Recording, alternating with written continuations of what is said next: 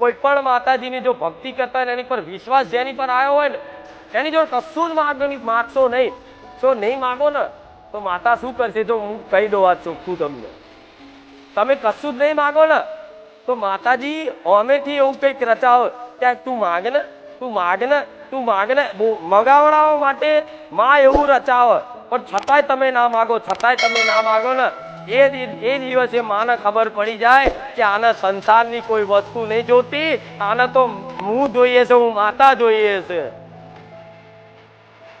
એનારે એનો ખોરો મળે, એનારે એના શરણમાં મળે, અને એના શરણે આવી જાય તો સુખ સંપત્તિ વૈભવ બધું તો તમારા ઘરના ઉંબરે હોય. આ શું ખોટું?